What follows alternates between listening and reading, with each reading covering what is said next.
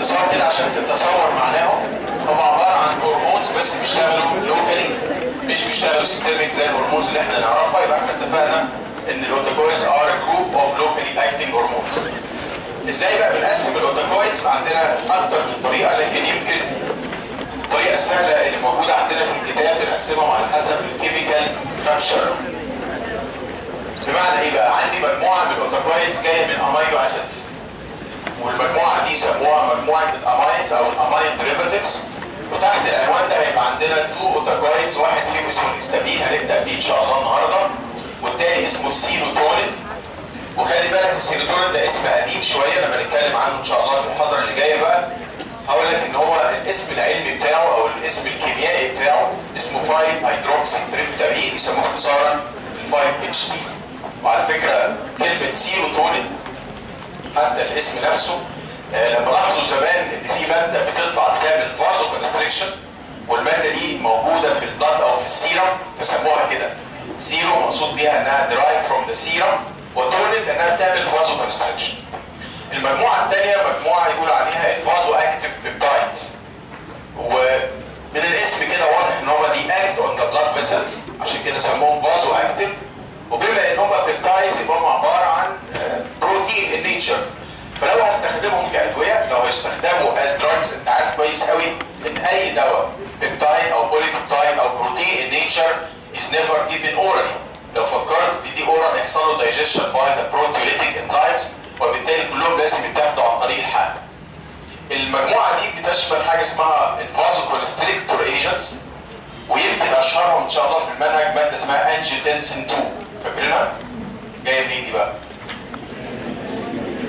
جاي من الاول خالص كده من انجيوتنسينوجين. ده جاي منين؟ بيتصنع فين؟ من الليفر. بيشتغل عليه انزيم او هرمون او زي ما تحب تسميه بقى، اللي هو الرينين، بيحوله لبيبتايد اصغر شويه اسمه انجيوتنسين 1. والانجيوتنسينوجين والانجيوتنسين 1 ار بوث ان اكتيف كومباوندز، ما لهمش اي قيمه، لكن لما بيتحول من انجيوتنسين 1 لانجيوتنسين 2 ده الاكتيف بيبتايد. طبعا كلكم عارفين عن طريق الانجيوتنسين كونفرتنج انزيم بيعمل حاجات مهمه قوي قوي هنعرفها ان شاء الله بالتفصيل، لانها مهمه كمان في الكارديو فاسكولار فارماكولوجي. عندنا ماده اسمها الفازوبريسين، هو مكتوب الحقيقه مع الاوتاكويدز، لكن هو ميجلي ايه الفازوبريسين ده؟ هرمون مش كده؟ اللي هو اسمه برافو عليك الانتي دايوريتيك هرمون. يبقى ده مش هنتكلم عليه ان شاء الله في الجزء بتاع الاوتاكويدز. عندنا حاجات ثانيه مهمه ظهرت في الطب قريب زي الاندوثيلين وغيره. دي المجموعه اللي بتعمل فازو كونستريكشن، اللي بيعمل فازو دايلاتيشن. يمكن اشهرهم بالنسبه لنا في المنهج الكاينينز، هنسمع عن البراديكاينين اللي دور مهم قوي في الانفلاميشن والالرجي والبين. مش مهم الباقي بقى، هتلاقي الفي اي بي والنيوروتنسين وحاجات اسامي غريبه كده ملهاش حتى مكان في المنهج بتاعنا. يبقى دي مجموعه نمره 2 اسمها الفازو اكتيف بيبتايد. المجموعه الثالثه انا رايي ان شاء الله وهنستاذن برضه الدكتوره منى ان دي مجموعه مهمه قوي الحقيقه، عايزين نخليها بدري عشان ما نتزنقش في الوقت ونكروتها، يعني اللي هي المجموعه اللي هي فاتي اسيد ديريفاتيفز.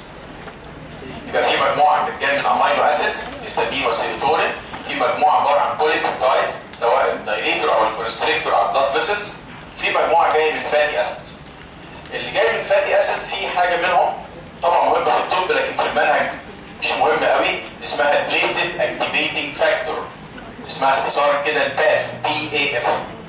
الماده دي ليها دور في حاجات كتير، يمكن اهمها البرونكيال ازمه. يعني دايما حط في ذهنك كده ان الباف ده واحد من الميديتورز اللي ممكن تكون هي سبب الازماتيك اتاكس في بعض الناس.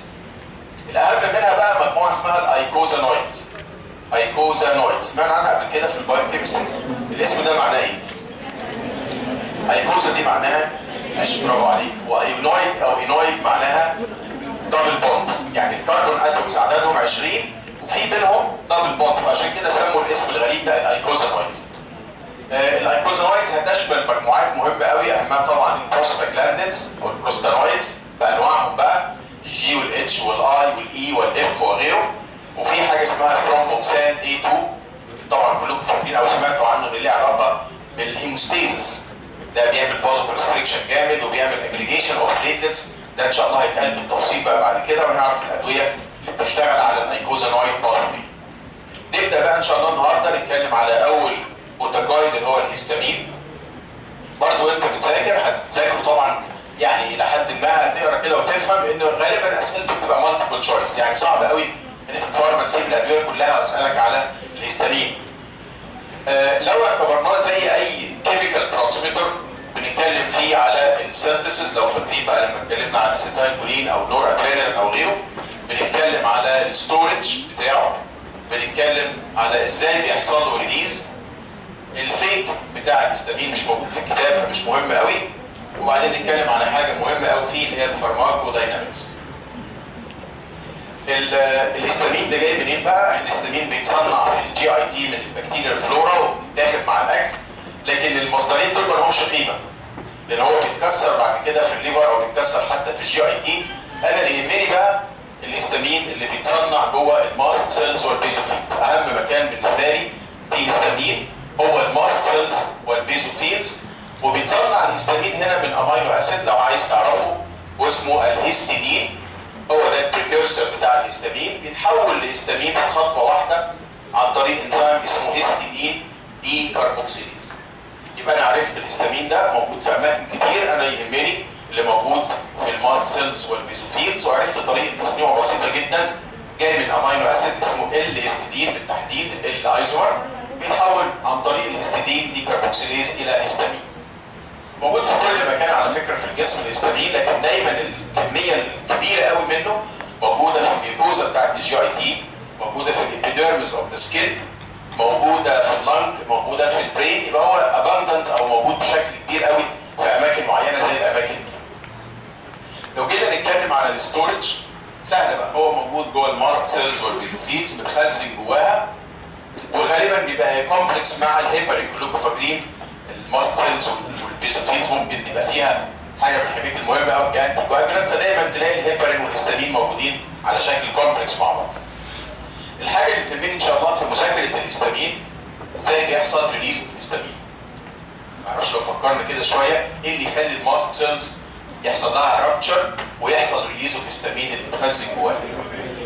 اهم حاجه الحقيقه في الطب يمكن هي الهايبر سنسيتيفيتي رياكشن، مش كده؟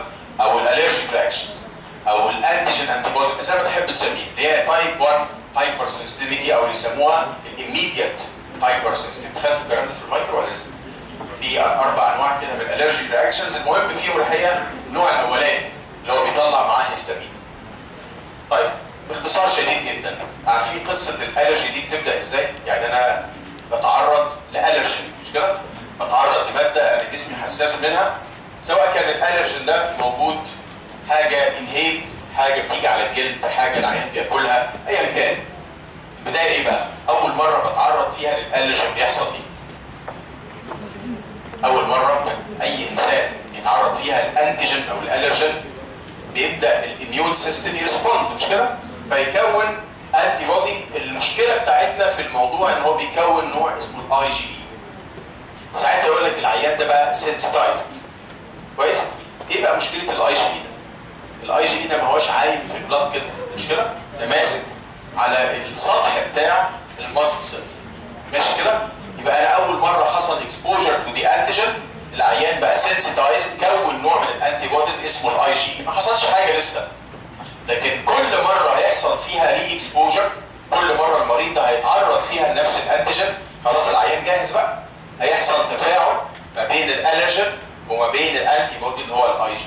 وبعدين التفاعل ده بينتج عنه ايه بقى؟ صح؟ بينتج عنه طبعا بيحصل انفلكس اوف كالسيوم، وبيحصل رابتشر للممبرين بتاع الماست سيل، يسموها دي جرانيوليشن، هنسمعها ان شاء الله بعد كده في البرونكيال ازمه، ويبتدي يطلع منها الميديتورز اللي موجوده جوه الماست سيل. انا اللي يهمني النهارده هو الهستامين. كويس؟ يبقى اهم حاجه بتريليز هستامين هو الانتيجين انتي بودي رياكشن او الهايبر سنسيتيفيتي او ما يسمى بالتايب 1 الرجيك رياكشن. ايه تاني ممكن يطلع هستامين؟ اي تروما، مش كده؟ تعرضت للكيميكال، ثيرمال، ميكانيكال، بيرن، اي حاجه بوظت الخلايا طلعت منها هستامين. ممكن يكون سبب الهستامين ريليز دراجز، ويمكن الادويه اللي بتطلع هستامين غالبا بتبقى في الكيمستري بتاعتها بيسك دراجز. انا ما اعرفش التفسير الحقيقه، لكن تلاقي دايما اللي بيعمل ريليز اوف هستامين هي البيسك كومباوندز. واعتقد ان انتوا سمعتوا يمكن عن دواء اسمه الترايميتافان، مش كده؟ واحد من الجانج بلوكرز القليله اللي لسه بتستخدم في الطب. سمعنا عن ساكسينايل كولين، سمعنا عن كوراري، كل دي ادويه which can release histamine. لو فاكرين في الاتروبين بويزنينج او في الاتروبين اكشن كان ساعات بيعمل حاجه اسمها اتروبين فلاش، مش كده؟ كان بيوسع البلاد فيسلز اوف ذا سكين وما كانش عارفين تفسيرها قوي، فكان يمكن السبب ان هو بيريليز هيستامين. اشهر دواء بقى في الطب بيريليز هيستامين هو المورفين. اشهر دواء على الاطلاق بيعمل هيستامين ريليز هو المورفين. عشان كده تلاقي من ضمن اعراض المورفين ادكت ان هو بيهرش. ويمكن دي بقى في الافلام المصريه بتاعتنا بالذات هي دي بقى، يعني هو ساب الدنيا كلها اللي بيعملها كل البلاوي السوداء اللي عملها الهيستامين وتلاقي العيال طول الفيلم عمال يهرش. وهو فعلا هو بيعمل كده لان هو بيريليز هيستامين، لكن ده ما هوش يعني المين اكشن بتاع المورفين. ده بالنسبه للريليز. ساعات بقى بيطلع هيستامين، يمكن مكتوب عندنا في الكتاب، من السنيك فينا، مش كده؟ يعني لو واحد قرص بتعبان يحصل ريليز اوف هيستامين. على فكره مش بس تعبان، الانسكت بايتس، اي واحد فينا باي ناموسه او غيره بيحصل ريليز اوف هيستامين. يبقى ده بالنسبه لنا كده الفاكتورز ويتش كان ريليز هيستامين. الفيت ما يهمناش، لكن لو عايز تعرف هو بيتكسر الهيستامين ده بعد ما بيخرج بيتكسر بانزيم سهل قوي اسمه هيستامينيز. خلاص هو ليه اسم تاني معقد شويه، لكن هيبقى غالبا المين فيت بتاعه ميتابوليزم باي هيستامينيز انزيم. تعالى بقى نبص على الحته المهمه قوي اللي هي الفارماكو داينامكس، نشوف الهيستامين ده بيشتغل ازاي. زي ما احنا عارفين بقى لما بنتكلم على داينامكس بنتكلم على ميكانيزم اوف اكشن ونتكلم على فارماكولوجيكال اكشنز. دي الحته بقى اللي هنركز عليها في المذاكره عشان اسئله المالتيبل تشويس. الهيستامين بيشتغل على ريسبتورز، ويا ريت تفتكر كده ان كلهم ار جي بروتين كابلد. كل الريسبتورز بتاع الهيستامين ار جي بروتين كابلد. ايه تاني سمعت في الريسبتورز كان جي بروتين كابلد؟ كل المسكرينات كانوا جي بروتين كابلد، وكل الادرينرجيك مش كده؟ الالفا والبيتا كانوا كابلد بقى يا اما جي كيو يا اما جي اس يا اما جي اي واحد. امال النيكوتينيك كانوا ايه؟ كانوا ليجن ايتد ايون شانل بيفتح صوديوم شانل. دول من الريسبتورز اللي هي ليها علاقه بالجي بروتين، وهنعرف ان شاء الله دلوقتي ان هم 4 انواع لسوء حظك. يعني على ايامنا احنا كان اسمه الهيستامين ريسبتور بكل فخر كده اسمه اتش ريسبتور، منتهى الموضوع. مع تقدم بقى الكلام بقى في عندنا نوعين، اتش 1 واتش 2، وبرضه عشان تعرف انت دي حظك وحش بقوا 3 كمان وبقى 4 اخيرا يعني. يبقى في عندنا 4 سب تايبس اوف هيستامين ريسبتورز بيتقسموا طبعا 1 2 3 4 زي ما سمعنا مثلا في الماسكرينيك او الالفا او البيتا. هنقول كده بسرعه بقى الاماكن اللي موجود فيها، اهم الاماكن اللي موجود فيها كل نوع بريسبتور، ومعلش هنيجي في الاخر بقى نجمع مع بعض كده الفارماكولوجيكال اكشنز. هي موجوده في الكتاب وموجوده في الجدول بشكل حلو قوي، بس عشان تبقى دايما كده مترتبه. اول نوع من الريسبتورز اللي هو الاتش 1، خلي بالك ان ده اهم نوع في الالرجي، اهم نوع بيعمل اعراض الالرجي هنسمعها ان شاء الله مع بعض دلوقتي، اللي مسؤول عنها غالبا شغل الهيستامين على الاتش 1.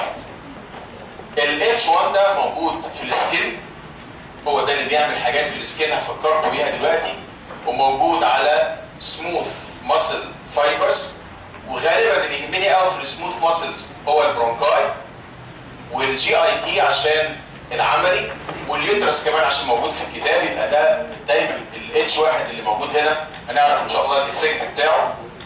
عندنا من الاماكن المهمه قوي الاندوثيليوم بتاع البلاد فيسلز، وعندنا برضو من الحاجات اللي تهمنا السي ان اس. دي الاماكن المشهوره قوي اللي فيها الاتش 1 ريسبتور. قبل ما اقول لك بيعمل ايه في الحاجات دي، انا عايز اقول لك بس ان هو بيشتغل عن طريق غالبا يعني المتفق عليه ان هو جي كيو. جي كيو يعني هو زي ما قلنا جي بروتين كابلد، ونوع الجي بروتين هنا از جي كيو. توقع ايه بقى؟ الجي كيو ده يعني فوسفولايبيز سي مش كده؟ يعني هيكسر لك الفوسفوليبيدز لاي بي 3 وهتعمل اسايل جليسرول، يعني هيزود كالسيوم صح؟ طيب هو بيعمل على السكين حاجه بنسميها لما بيستيميليت السنسوري نيرف اندكس اوف ذا سكين بيعمل اتشنج. كلنا عارفين ان من ضمن اعراض الالرجي اتشنج او ما يسمى بالارتكاري، عشان لو قريت عند الواحد بيحصل مكان في نوع من الاستيميليشن او نوع من السنسوري نيرف اندكس بيعمل اتشنج. ساعات لما بيوصل ديب شويه بيعمل بين، يعني في ناس بتقول انك انت لو الهستامين ده اكسبيرمنتالي حتى لو حقنته في السبكيوتينيوس تيشو بس تحت ديب شويه بيعمل ستيميليشن اوف بين ريسبتور. الحاجه اللي نمره 2 بيعملها في الجلد حاجه اسمها تريبل ريسبونس. فاكرينها؟ برافو عليك. التريبل ريسبونس ده تخيل كده لما يحصل انسكت بايت مش كده؟ بيحصل في الاول لوكالايزد ريدنس نقطه كده لونها احمر شويه، وبعدين النقطه دي غالبا سببها كابيلاري فازو دايلاتيشن، وبعدين النقطه دي تكبر شويه يحصل فازو دايلاتيشن لارتريول، فبدا الجزء المحمر ده يكبر شويه، وبعدين يحصل ايديما يسموها الويل لو انت فاكرها، ويل فورميشن. بص بقى الحته دي عاليه عن الجلد شويه، ده ما يسمى بالتريبل ريسبونس، وده الافكت بتاع الهستامين على السكين او على البلاد فيسلز اوف ذا سكين. تعالى بقى بص على سموث ماسل فايبرز، متوقع ايه؟ اي بي 3 وداج وكالسيوم، متوقع ايه في سموث ماسل كونتراكشن؟ يبقى الهستامين يتقال عليه ايه بقى عشان يعني يبقى الكلام علميا مظبوط؟ يتقال عليه سبازموجينيك مش كده؟ عشان العمل خلي بالك الهستامين من الحاجات اللي بتعمل سبازموجينيك افكت. يعملها فين بقى؟ في اي سموث ماسل. يعملها على البرونكاي، ده مكان مهم قوي. يعملها على الجي اي تي، معرفش اخدتوا التجربه بتاعت العملي انتستين ولا لسه؟ الانتستين كان من ضمن الحاجات اللي عليها ريسبتور اسمه الاتش واحد، لما تشغله بالهستامين يعمل كونتراكشن او يعمل ما يسمى بالسبازم اوف جي اي. على اليوترس هيعمل كونتراكشنز، يبقى دي من الحاجات المهمه قوي في شغل الهستامين ان هو سبازموجينيك، وغالبا الاكشن ده از ديو تو ستيميليشن اوف اتش 1 ريسبتورز. تعالى على السي ان اس، انا عارف انها يمكن مش مكتوبه بشكل كبير، الاتش واحد اللي موجوده على البرين او اللي موجوده في البرين موجوده غالبا بوست ساينابتيك، موجوده على بعد السينابس اللي كلنا عرفنا بقى، وبتعمل حاجه اسمها اراوزل. عارف معناها؟ اراوزل يعني شعور بالصحصحه، شعور باليقظه، شعور بالانتباه، شعور بالتركيز، اي حاجه. يبقى الاتش واحد ده لما يشتغل ينشط السي ان اس، فبيعمل سنس اوف اراوزل اللي هو الشعور بتاع التنبه واليقظه. فاضل حاجه بقى عايزك تفكر فيها شويه كده، الاندوثيليوم. هو انت كان المفروض لما تشغل الاتش واحد بتاع البلاد فيسلز كان المفروض يحصل ماسل كونستريكشن، ده بيشتغل عن طريق كالسيوم والكلام ده. هو الحقيقه لما اشتغل الاتش واحد اللي على الاندوثيليوم حصل فازو دايلاتيشن. تفتكر ليها سبب ولا ملهاش سبب؟ فاكر انت الام 3 اللي كانت موجوده على الاندوثيليوم اوف بلاد فيسلز كان اللي بيحصل فيها ايه لما تشغلها؟ انها بتريليز ماده اسمها نايتريك اوكسايد، اللي كان اسمها زمان قبل ما نعرفها اندوثيليوم ديرايفد ريلاكسنج فاكتور. بيعمل ايه ده؟ صح، ده بيديفيوز كده لحد ما يوصل للسموث ماسلز بتاعت البلاد فيسلز وينشط انزيم اسمه جوانيليت سايكليز، فيحول الجي دي بي الى سايكليك جي ام دي، فيعمل فيري باورفول فازو دايلاتيشن. يوسع ايه بقى؟ يوسع كل حاجه، يوسع فينز، يوسع ارتريز او ارتريولز، يوسع كابيلاريز، وبيزود كمان الكابيلاري بيرميابيليتي. ماشي؟ يبقى هو بيوسع كابيلاري عشان كده عمل النقطه الحمراء اللي على الجلد دي. وسع شرايين عشان كده عمل الفلير اللي هو الشكل الاحمر اللي واخد دايره اكبر. وزود الكابيلاري بيرميابيليتي وعمل ايديما اللي احنا سميناها من شويه الويل فورميشن.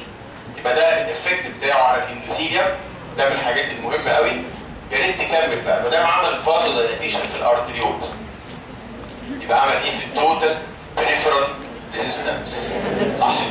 طب يا ترى هيقلل البلاد بريشر سيستوليك ولا دايستوليك؟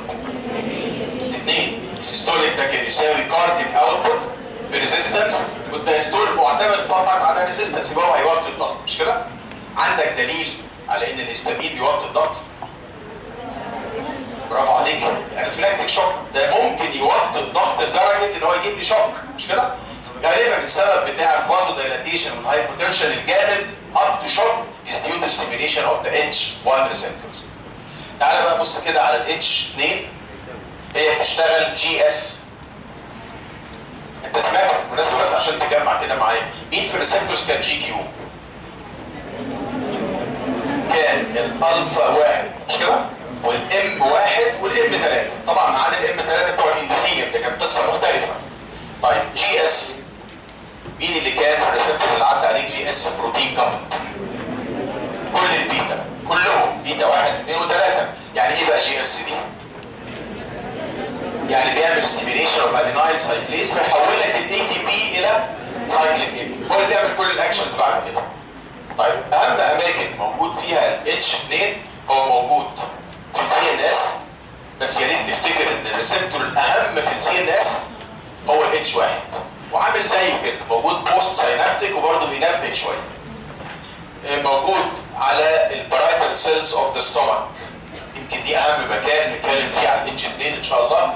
اتش 2 هي اهم ريسبتور موجود على البرايتال سيل، ولما يشتغل هنعرف ان شاء الله ان هو بينشط حاجه اسمها البروتون بامب اللي هي بتطلع الحمض بتاع المعده.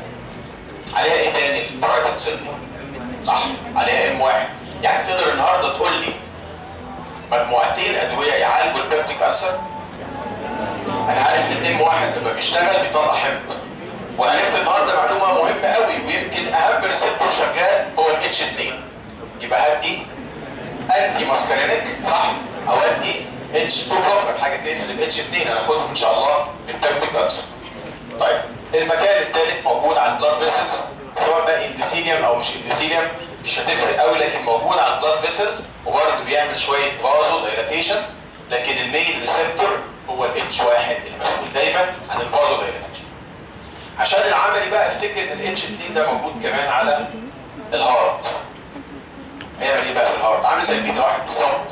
يعني حتى في العملي كده لو حطيت هيستامين على الهارت كانك حطيت ادرينالين، ده هيشغل البيتا 1 وده هيشغل الاتش 2، الاثنين مع بعض كده لما يشتغلوا يبقى جي اس يعني سايكليك ام بي، يعني كالسيوم كتير جوه القلب فيعمل برافو عليك يزود كل الكاردياك بروبرتيز، يزود الهارت ريت، اكسايتابيليتي، كوندكشن، كونتراكشن، كاردياك اوتبوت، كل حاجه هتعمل. نيجي بقى للاتش 3، مش مهم قوي يعني الاتش 3 والاتش 4، لكن برضه احتياطي. الاثنين مع بعض بيشتغلوا عن طريق جي اي. الاثنين دول اكت باي جي اي بروتين، زي مين كده في الريسبتورز القديمه؟ زي الالفا 2 والام 2 مش كده؟ الفا 2 والام 2 كانوا دايما شغلهم انهبيتوري، فكانوا بيشتغلوا غالبا عن طريق جي اي.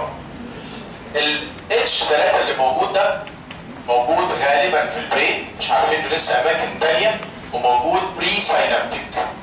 بري ساينابتيك يا ترى بقى تتوقع منه ايه؟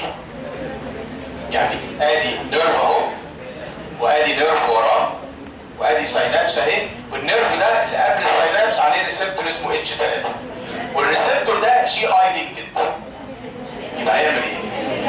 هيبقى شغله انهبيتوري مش كده؟ هيقلل خروج الكيميكال ترانسميتر اللي بيطلع من النيرف ده. يبقى عامل زي مين؟ بالظبط عامل زي البري ساينابتيك الفا اللي هي غالبا الفا 2، والبري ساينابتيك ماسكارينيك اللي هي برضه غالبا ام 2. يبقى ده دوره اوتو ريجوليشن اوف كيميكال ترانسميتر ريليز. الاتش 4 ده اخر واحد بقى مكتشف ولسه عليه كلام كتير قوي. المكان اللي مفترض ان هو موجود فيه مؤكد هو الليكوسايتس. موجود بقى على بيزوفيلز، موجود على انواع ثانيه، السي دي 4 اللي هم الليمفوسايتس وغيره. ده بيبقى غالبا ليه علاقه بالمالتيبليكيشن بتاع الليكوسايتس، هو ممكن يكون متحكم في عمليه المالتيبليكيشن او الديفيجن بتاعها.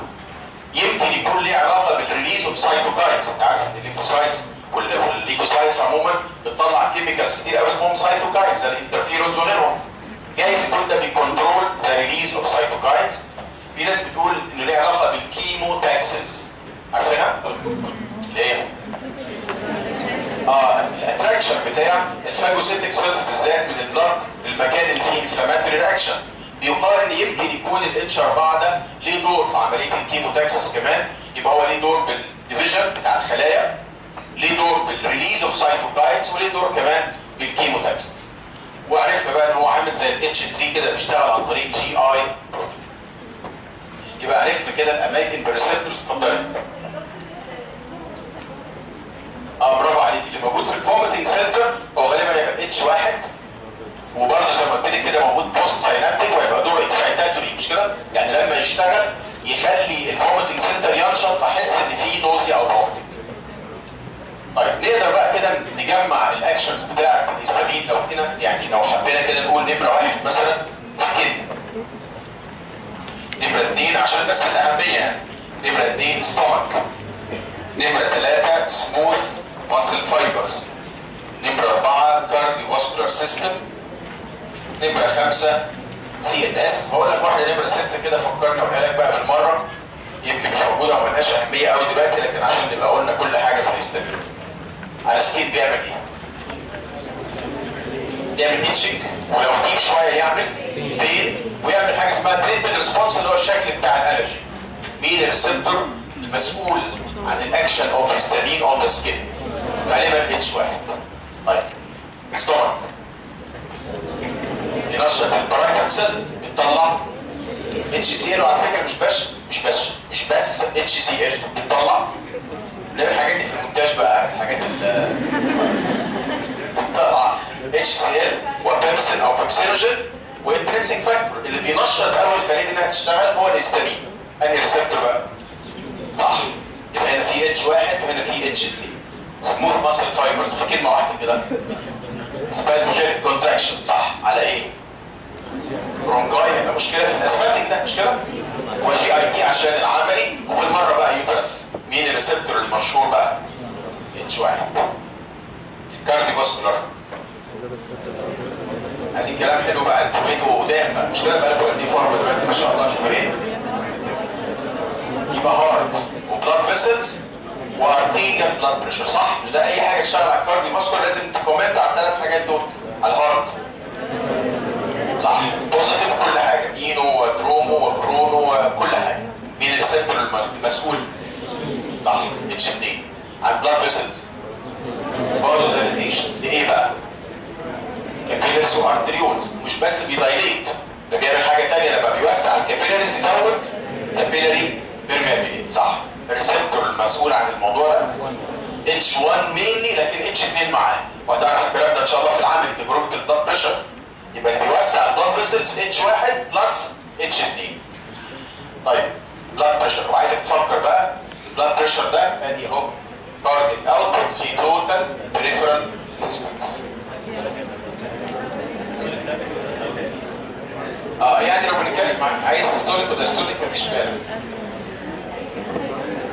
هو اكيد قلل التوتال بريفرال ريزيستنس، الفازو دايليتيشن. طيب صح، زود الكارديك اوتبوت. ليه بقى؟ هو ايه ده؟ يعني السؤال ده كان متوقع قوي الدرجات. هو زود الكارديك اوتبوت لسببين. السبب الاولاني انه شغل الاتش 2 مباشره كده. السبب الثاني الله ينور عليك، ريفلكس. صح، لما الضغط يقل شويه الهارت يشتغل اعلى. طيب النت ريزلت بقى، لما اقول لك الهيستامين عمل ايه في الارتيريال بلاد بريشر؟ بالظبط كده، الهيستامين بيعمل هاي بوتنشال، وقلت لك الدليل عمرك ما هتنساه، ممكن يدخل عيان في انفلاكتيك شوك. طيب على سي ان اس، برافو عليك، بيعمل اراوزل. الريسبتور المسؤول اساسا عن الصحصحه اتش 1. مين يقول لي بقى اكشن تاني؟ صح، ممكن يديوس نوزيا فوميتنج كمان بالاتش 1 اللي موجوده في السي تي زد. واكشن تالت بيعمل اوتو ريجوليشن اوف نيورو ترانسميتر ريليز. مش هو البري ساينابتيك ده بيعمل كده لما يشتغل؟ بيتحكم في افراز الكيميكال ترانسميتر. صح، يبقى هو بيعمل نوزيا فوميتنج بالاتش 1 اللي موجود على السي تي زد، انتوا نفسكم اللي قلتوها. وبيعمل الاراوزل وده مهم قوي بالاتش 1، وبيعمل كمان نوع من الكنترول اوف نيورو ترانسميتر ريليز. طيب نمره 6 بقى، هي مش مهمه قوي بس بالمره بقى، هو بيزود ريليز اوف كاتيكولامينز فروم ذا ادرينال ميدالا. يخلي الادرينالين والنور ادرينالين يطلعوا من الادرينال ميدالا بشكل كبير. ليها استخدام زمان دي ولا ملهاش استخدام؟ هو الحقيقه الميكانيزم مش واضح قوي عشان ما تشغلش بالك، اللي هو دايركت افكت ولا اللي هو ريفلكس لما الضغط بيوطى، مش مشكله بقى. المهم ان هو لقوا الهيستامين من الحاجات اللي ممكن تريليز كاتيكولامينز من المدار. صح، فاستعملوه في تشخيص الفيو كروموسايتوم. ايه رايك؟ اختبار حلو ده؟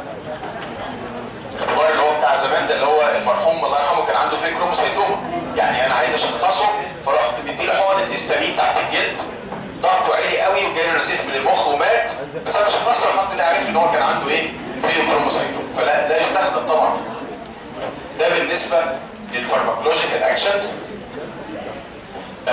ما عادش الهستامين استعمالات في الطب حاليا. هتلاقي كتاب القسم كاتب كده جمله حلوه قوي، الثيرابيوتيك يوزز او الانديكيشنز نون. بس فكر معايا كده، هو كان ممكن يستخدم في ايه زمان؟ انا قلت لك واحده منهم مش كده؟ في تشخيص الفيو كروموسايت. لا هايبرتنشن يعني ما حصلتش ان هو يستخدم في علاج الهايبرتنشن. انت عارف الناس اللي عايز تختبر البرايتال سيلز عندهم يعرف يطلع حمض ولا لا؟ كانوا بيدوهم هيستامين. كويس؟ يحقن هيستامين كده ويشوف الريسبونس بتاع البرايتال سيلز، يبقى تو تيست الجاستريك اسيديتي. وكان بيتاخد صح في تشخيص البرونكيال ازمه. في تشخيص البرونكيال ازمه هو بيعمل برونكوسبازم، فممكن يدخل عيان الاسباتيك في قدام. المهم ان هو بقى حاليا يعني من حسن حظنا هو لا يستخدم في الطب. طيب خلص كده الهستامين، تعالى بقى على الحاجه المهمه قوي. اتفضل. السيستوليك غالبا بيقل غالبا، يعني هو زاد ده شويه وده وسع الشرايين قوي فقل شويه. النيتريزم غالبا حتى ده ممكن يقل شويه، ولو زاد انت عرفت التفسير. يعني لو لقيت السيستوليك عالي شويه يبقى الكفه بتاعه الكارديك اكسبيريشن اعلى من الفازو دايلاتيشن. السؤال بقى اللي هو بتاع هاو تو انتاجونايز دي فارماكولوجيكال اكشنز اوف هيستامين.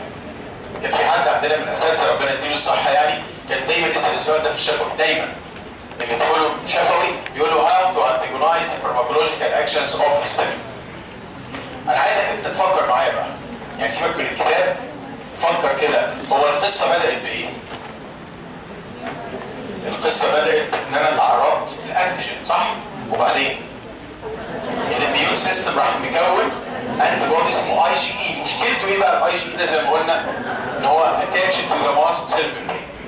المره الجايه لما يمسكوا في بعض الانتيجين والانتي بودي هتيجي على دماغ الماست سيل ايه اللي هتفرقع ويطلع منها الهستامين يشتغل على الاتش 1 والاتش 2 اللي هم اهم ريسبتور. انا غششت كل حاجه. هاو تو انتاجونايز دي اكشنز اوف هيستامين. ازاي اخلي الهستامين ما يخرجش؟ ازاي اخليه ما يشتغلش؟ فكر كده من الاول بقى. طبعا في حاجات بروفيلاكتيك مش كده؟ ان انا امنع الاكسبوجر تو دي انتيجين صح؟ هنعرف في البرونكيال ازمه انا عرفت خلاص ان انا مع تغيير الفصول واضطراب وحبوب اللقاح ومش عارف الاكل والشرب هم اللي بيجيب لي اتاك اوف الرجي، اتجنبها. طب افرض خلاص الانتيجين دخل، ما خليش الاميون سيستم يكون اي جي اي صح؟ قد ايه؟ برافو عليك، قد حاجه اميونو سبريسنت اشهرهم طبعا الكورتيزون. كويس، ادي حاجه. طيب وخلي بالك ان الكورتيزون مش بس بيمنع الانتي بودي فورميشن، ده بيمنع شويه كمان انتيجين انتي بودي اكشن، بيبقى حلو قوي. ايه كمان؟ انا عايز الماست سيل دي ايه؟ ما تفرقعش. يعني يبقى الانتيجين والانتي بودي قاعدين كده ماسكين في بعض على سطحها وهي ما تفرقعش. برافو عليك. يسموها مجموعه اسمها الماست سيل ستابيلايزرز. ليها اسم في الطب يعني احلى شويه، يسموهم دي جرانيوليشن انهبيتور. فهمت معناها؟ معنى ان يحصل دي جرانيوليشن اوف ذا ماست سيل. مش مهم الاسامي دلوقتي، هم جايين في الازمه بالتفصيل. دواء اسمه كروميلين ودواء تاني اسمه نيدوكرومين، شبه بعض قوي الاثنين، وكل فكرتهم ان هم يخلوا الماست سيل ممبرين ستابيلايزد. طب خلاص بقى اللي حصل طلع هيستامين صح؟ امنع شغله مش كده؟ امنع شغله ازاي؟ اقفل الريسبتور. انا عندي كام ريسبتور؟ كبار يعني، سيبك من الثالث والرابع بقى صح؟ عندي اتش 1. تفتكر ده لما هقفله هبقى عالجت مينلي ايه؟ اتش 1 ده يبقى انا عالجت مينلي الرجي بالظبط كده.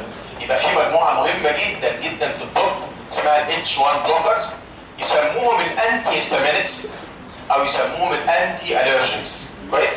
وخلي بالك لما تسمع كلمه انتي هيستامينك في الطب دي يبقى انا بتكلم على اتش 1 بلوكر، لان احنا ده اول ريسبتور اللي اكتشفناه ما كناش نعرف ان في تاني بقى. فعشان كده الانتي هيستامينكس مقصود بيها بالتحديد ده اتش 1 بلوكرز بتوع علاج الالرجي. طيب الريسبتور الثاني اتش 2 مش كده؟ ده عالج بايه؟ الرجي برضه؟ لا، كل اللي هقدر اعالج بيه هو القرحه مش كده؟ اديك وتريت بيبتيكاز. هنسمع ان شاء الله اساميهم وافكرك من دلوقتي بقى لما ناخد الجي اي تي ان هم 4 ادويه اخرهم تنين. 4 ادويه مفيش ليهم خامس لحد النهارده، واخرهم تي دين اللي هم طبعا مش مهم قوي سايمتيدين وفاموتيدين ورانيتيدين ونايزاتيدين، الاربعه دول بتوع الجراحه مؤجلين بقى. طيب في طريقه ثانيه اخلي الهستامين ما يشتغلش من غير ما اقفل الريسبتور بتاعه. هم فكروا في الهستامينيز صح؟ فكروا ان هم يدوا هستامينيز. غالبا الحاجات اللي هي الانزيم دي بتبقى فيها مشكله في التصنيع، فيها مشكله ان انا احتفظ بفعاليتها فتره طويله، انها تشتغل في الجسم فما نفعتش. صح؟ اديله فيسيولوجيكال انتاجونست. وبالمناسبه اللي بيقفل الاتش 1 واللي بيقفل الاتش 2 دول اسمهم ايه؟ يعني انهي نوع؟ هو انا عارف ما خدناش جنرال، بس هو في كام نوع من الانتاجونيزم؟ احنا قلناهم مره ولا ما حصلش؟ ما قلناهوش. طيب هو بشكل كده لحد ما ناخد الجنرال بالتفصيل ان شاء الله. عندنا 3 انواع من الانتاجونيزم. في نوع اسمه كيميكال انتاجونيزم. كيميكال انتاجونيزم او بيسموه كيميكال نيوتراليزيشن. حد عنده مثال؟ يعني دواء دي عشان يتفاعل كيميائيا مع دواء تاني ويضيع شغله. في مثل سهل قوي، اللي عنده حموضه ده بياخد ايه؟ اللي عنده زياده في الاتش سي ال ياخد ايه؟ صح، بياخد حاجه اسمها صوديوم باي كربونات، مش كده؟ اللي بيحصل ايه بقى ساعتها؟ ان الصوديوم هيتحول يعني او الاتش سي ال ده هيتحول لحاجه اسمها صوديوم كلورايد وكربون دايوكسيد وميه، يبقى انت عملت كده كيميكال نيوتراليزيشن. النوع الثاني من الانتاجونيزم انتوا سمعتوه كلكم، اسمه فيسيولوجيكال. صح؟ بس خلي بالك انت لو فكرت شويه هتلاقي المنهج بتاعك فيه حوالي مليون مثلا من الفيسيولوجيكال انتاجونيزم. انت دايما في ذهنك ايه؟ هستامين مع الادرينالين. بس القانون بيقول لي حاجه سهله قوي. كلمه فيسيولوجيكال انتاجونيزم دي زي ما سمعناها بقى من اساتذتنا الكبار يعني عباره عن 3 اتجاهات. عباره عن 2 different drugs او 2 different compounds زي ما تحب تسميها بقى. بيشتغلوا على 2 different receptors او sites، يعني ممكن ما يكونش ريسبتور بس ماشي. وبعدين بيعملوا 2 opposing actions. 2 opposing actions، يعني واحد مثلا بيقلل البلد بريشر الثاني يعليه. واحد بيعمل برونكوسبازم الثاني يعمل برونكودايلاتيشن، مش كده؟ المثل بتاعنا ادرينالين مع الهستامين، مش كده؟ لكن لو انا سالتك دلوقتي مثلا قفلت شويه في الاوتوميك، اسيتايل كولين وادرينالين على الهارت، ايه رايك؟ يعني يتصنفوا ايه؟ يتصنفوا فيسيولوجيكال. ليه بقى؟ دوايين مختلفين صح؟ الادرينالين بيشتغل على البيتا 1 والاسيتايل كولين بيشتغل على الام 2. ده بيزود وده بيقلل، بعتبرهم الاثنين. وعد بقى زي ما بقول لك ملهاش اخر الامثله بتاعت الفيسيولوجيكال انتاجونيزم. النوع الثالث بقى لو اشهر نوع في الفارماكولوجي اسمه فارماكولوجيكال انتاجونيزم. يعني ايه؟ يعني في خناقه بقى مش كده بين اجونست وانتاجونست. على ايه الخناقه؟ على سيمتوم صح؟ لو كان الانتاجونست بيتساح باكسس اجونست يبقى ده اسمه ايه؟ كومبيتيتيف او ريفرسبل، مش كده؟ لو ما كانش بيتساح نيوتراليزنج او نون كومبيتيتيف. يبقى هم دول الانواع الانتاجونست. يبقى النهارده لما اقول الادرينالين از ذا فيسيولوجيكال انتاجونست اوف هيستامين، صح؟ عرفت ازاي؟ يعني ايه اللي خلاك تفكر فيها دي؟ اهو حاجتين مختلفين اهو اشتغلوا على ايه؟ ديفرنت ريسبتورز. فكرني كده، هو الهستامين في الانافيلاكتيك شوك بيموت ليه؟ فازو دايلاتيشن جامد قوي عن طريق الاتش 1 و2، وبالتالي هايبوتنشن جامد لدرجه الشوك. مش بس على فكره هي بيموت حاجه كمان، البرونكوسبازم والسكريشن. مع ان ده يعني تحسها ان شاء الله لو حصلت مره كده، لو حققت عيان مثلا بنسلم من غير ما تعمله اختبار قبل ما يقع منك بقى في الارض ويتدوم كده، هتسمع صدره بيزيق شويه. هتعرف ان هو داخل بقى غالبا في انافيلاكتيك شوك، بدا يحصل عنده برونكوسبازم بالهستامين. على انهي ريسبتور؟ اتش 1. كويس؟ طب ايه علاقه الادرينالين بالموضوع؟ شغل الالفا 1 فعمل فازو كونستريكشن فبدا الضغط يتصلح، وشغل البيتا 2 في البرونكاي فبدا يعمل برونكودايلاتيشن. مفهوم؟ عشان كده مره جه سؤال كده جه بريزم هو في امتحان انا يعني اتمنى ان شاء الله ما تبصوش عليه، هو غالبا مش موجود يعني، غالبا كل الناس قطعته او حرقته او يعني سربته او عملت حاجه. مش هقول لك سنه كام بقى عشان انت عارف هتقعد تدور. كان امتحان من ضمن الحاجات اللي فيه اسئله جيب ريزون، ولما كانت اول مره تيجي وما كانش الناس يعني مستعدين ولا حاجه، هو كان سؤال جيب ريزون، حتى الراجل ما كانش جيب ريزون، ده كان اوحش من كده. هو كان رأس السؤال mention a life saving drug in the following conditions. شوف الناس حطت ده على خدها وعلى وشك انها يعني ايه life saving drug، وطلب بقى واحده سهله الحقيقه، organophosphorus phosphorus compound poisoning صح، اتروبين وانافيلاكتيك شوك ادرينالين، وحاجات تانية بقى كانت في يعني ما حدش عارف يحلها يعني. طيب الادرينالين كلايف سيفنج دراج في الانافيلاكتيك شوك بيتاخد ازاي؟ يعني انترافينوس؟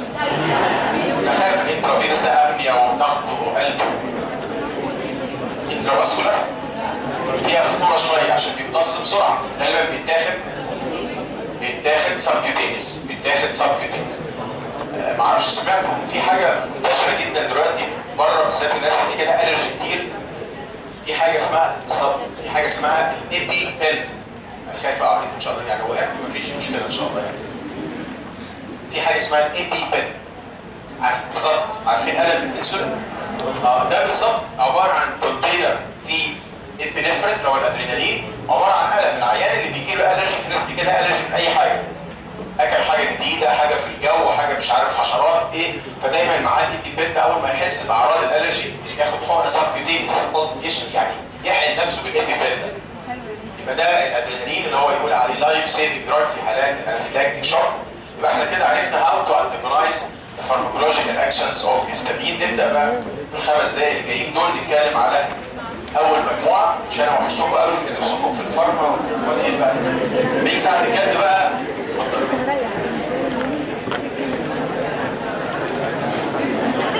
هو سؤال حلو قوي، هو انا اقدر استعمل اتش 1 بلوكر برودايليتر برونكوال؟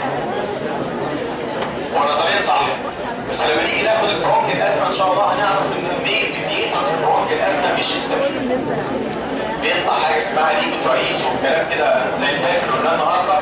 فدايما الانتي هيستامينكس في الازمه ما هوش الدواء المهم. 5 دقايق بس ان شاء الله هنخلص هنتكلم على الانتي هيستامينكس. لا اتفضل.